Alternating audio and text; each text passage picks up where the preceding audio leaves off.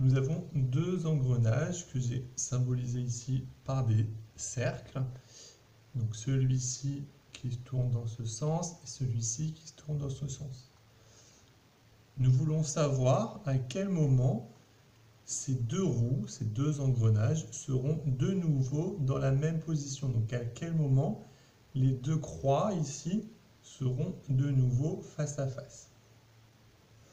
La croix ici va revenir dans sa position à chaque tour de roue. Donc il faut à chaque fois que 36 dents passent avant que la croix ne revienne ici.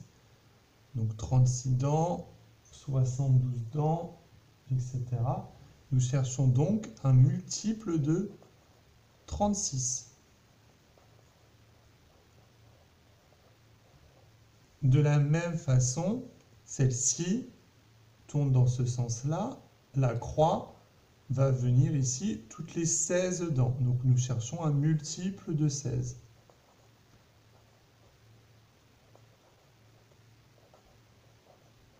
Nous cherchons donc un multiple de 36 et de 16.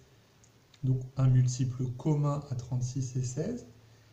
Et on veut la première fois où les deux croix ici vont de nouveau se rencontrer. Donc on veut le premier multiple qu'ils ont en commun, ce qu'on appelle PPCM. C'est le plus petit commun multiple. Pour trouver ce nom, le multiple que 36 et 16 ont en commun, il y a deux méthodes possibles. La méthode numéro 1 consiste à faire la liste des multiples. Cette méthode est facile, mais dans certains cas, elle peut être très longue. Donc nous allons faire la liste des multiples de 16. Donc il y a 16, 32, 48, 64, 80, 96, 112, 128, 144, 160, etc. Et nous allons aussi faire la liste des multiples de 36. 36, 72, 108, 144. Ah, nous pouvons nous arrêter ici, car nous avons trouvé 144 ici et 144 ici. Donc le premier multiple qu'ils ont en commun, c'est 144. Il faut donc 144. Alors, ce sont des dents ici, dents à passer.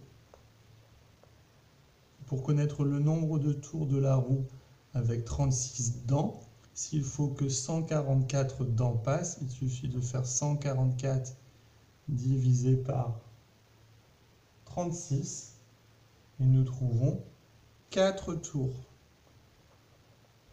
pour la grande roue.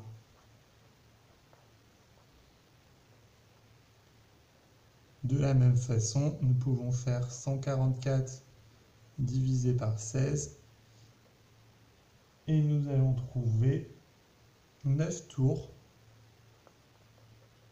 pour la petite roue. Méthode numéro 2. Elle est un peu plus difficile, mais elle sera beaucoup plus efficace parce que la recherche du multiple commun peut être très longue. Pour cela, nous allons décomposer 36 et 16 en produits de facteurs premiers. Donc 16, c'est égal à 2 puissance 4. Et 36, c'est égal à 2 au carré fois 3 au carré. Nous voulons un multiple commun de 16 et de 36. Il faut donc que les facteurs de 16 apparaissent et les facteurs de 36 apparaissent.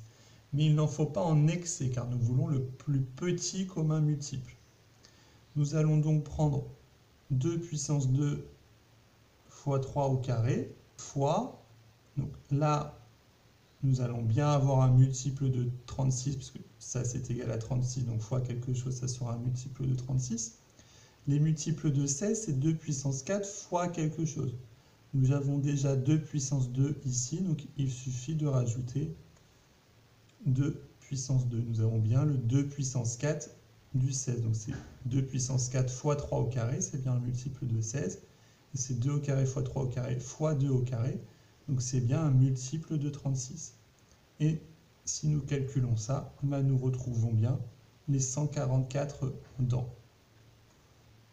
Pour trouver le nombre de tours de chaque roue, il suffit une nouvelle fois de diviser 144 par 36 et 144 par 16.